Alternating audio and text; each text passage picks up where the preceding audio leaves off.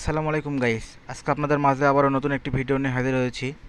গণপ্রজাতন্ত্রী বাংলাদেশ সরকারের পরিবেশ, বন ও জলবায়ু পরিবর্তন মন্ত্রণালয়ের বাংলাদেশ বনশিল্প উন্নয়ন কর্পোরেশনের একটি নতুন নিয়োগ বিজ্ঞপ্তি প্রকাশিত হয়েছে।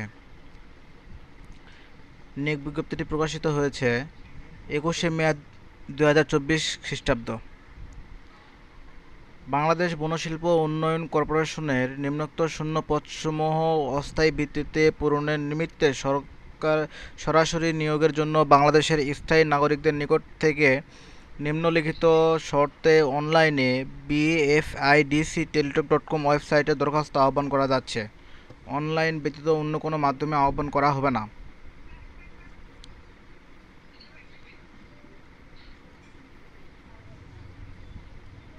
এখানে 1 নম্বর পদটি হচ্ছে সহকারী হিসাব কর্মকর্তা। শিক্ষাগত পদসংখ্যা হচ্ছে 19টি। শিক্ষাগত যোগ্যতা হচ্ছে m.com স্বীকৃত বিশ্ববিদ্যালয় হতে বাণিজ্য বিভাগে স্নাতকোত্তর ডিগ্রি অথবা 3 বছরের অভিজ্ঞতা সমেত বি.কম ডিগ্রি স্বীকৃত বিশ্ববিদ্যালয় হতে বাণিজ্য বিভাগে স্নাতক। 2 নম্বর পদটি হচ্ছে সহকারী মাঠ তত্ত্বাবধায়ক। পদসংখ্যা হচ্ছে 37টি। দ্বিতীয় বিভাগে বিএসসি স্বীকৃত বিশ্ববিদ্যালয় হতে বিজ্ঞানে স্নাতক, বিএসসি ডিগ্রি স্বীকৃত বিশ্ববিদ্যালয় হতে বিএসসি এজি। 3 নম্বর পদটি হচ্ছে উচ্চ বিভাগীয় সরকারি প্রশাসন। পদসংখ্যা হচ্ছে 14টি। শিক্ষাগত যোগ্যতা হচ্ছে স্বীকৃত বিশ্ববিদ্যালয় হতে স্নাতক ডিগ্রিধারী অভিজ্ঞতা থাকিলে অগ্রাধিকার দেওয়া হবে। 4 নম্বর পদটি হচ্ছে উচ্চ বিভাগীয় সহকারী হিসাব। পদসংখ্যা হচ্ছে 15টি। বি.কম ডিগ্রি স্বীকৃত বিশ্ববিদ্যালয় হতে বাণিজ্য স্নাতক অভিজ্ঞতা থাকিলে অগ্রাধিকার দেওয়া হবে। 5 নম্বর পদটি হচ্ছে নিম্ন বিভাগীয় সহকারী কাম কম্পিউটার মুদ্রাক্ষরিক প্রশাসন শাখায়। পদসংখ্যা হচ্ছে 14টি। ন্যূনতম এইচএসসি টাইপে প্রতি মিনিটে ইংরেজি ও বাংলায় যথাক্রমে 30 ও 20 শব্দের গতি। অভিজ্ঞ ব্যক্তিদের অগ্রাধিকার দেওয়া হবে। সর্বশেষ যে পদটি হচ্ছে সেটি হচ্ছে নিম্ন বিভাগীয় সহকারী কাম কম্পিউটার মুদ্রাক্ষরিক।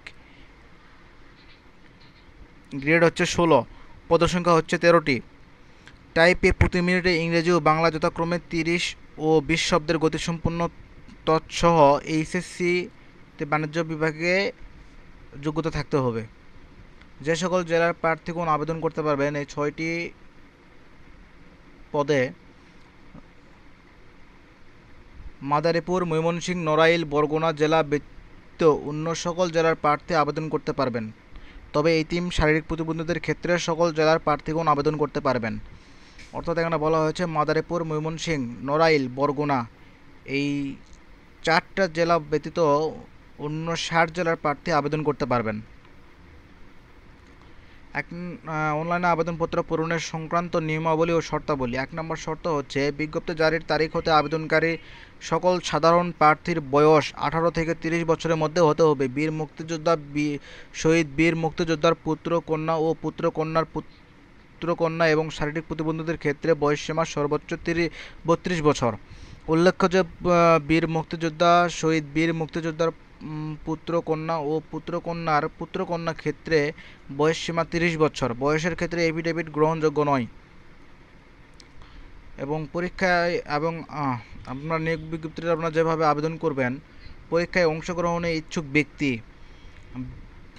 bfidc.teletalk.com.bd এই ওয়েবসাইটে আবেদনপত্র পূরণ করতে পারবেন। আবেদনের সময়সীমা অনলাইনে আবেদনপত্র পূরণ ও পরীক্ষার ফি জমাদান শুরুর তারিখ ও সময় 27শে মে 2024 খ্রিস্টাব্দ সকাল 10টা হতে অনলাইন আবেদনপত্র জমাদানের শেষ তারিখ, অর্থাৎ এই আবেদনের শেষ তারিখ হচ্ছে 13ই জুন 2024 খ্রিস্টাব্দ বিকাল 5টা পর্যন্ত। অর্থাৎ আপনারা 13ই জুন বিকাল 5টা পর্যন্ত আপনারা এই আবেদনটি করতে পারবেন। এবং SMS প্রেরণের নিয়মাবলী, পরীক্ষার ফি প্রদান। অবশ্যই আপনাদেরকে পরীক্ষার ফি বাবদ নিয়োগ বিজ্ঞপ্তিতে উল্লেখিত 1 ও 2 নম্বর পদের জন্য নিয়োগ পরীক্ষার ফিস বাবদ 300 টাকা ও টেলিটক সার্ভিস 35 টাকা অফারের যোগ্য আপনাদেরকে প্রেরণ করতে হবে। এবং 3 নম্বর হতে 6 নম্বর পদের জন্য নিয়োগ পরীক্ষার ফিস বাবদ 200 টাকা এবং টেলিটকের সার্ভিস চার্জ 23 টাকা অফারের যোগ্য 223 টাকা অনধিক 72 ঘন্টার মধ্যে জমা দিবেন। এখানে বিশেষভাবে উল্লেখ্য, অনলাইনে আবেদনপত্রের সকল অংশ পূরণ করে সাবমিট করা হলেও পরীক্ষার ফি জমা না দেওয়া পর্যন্ত অনলাইন আবেদনপত্র কোনো অবস্থাতে গৃহীত হবে না। অর্থাৎ আপনাকে 72 ঘন্টার মধ্যে আপনাকে আপনার পরীক্ষার এবং অ্যাপ্লিকেশনের যে ফিস দেওয়া আছে সেটি প্রেরণ করতে হবে, অন্যথায় আপনাদের আবেদনপত্রটি গৃহীত হবে না।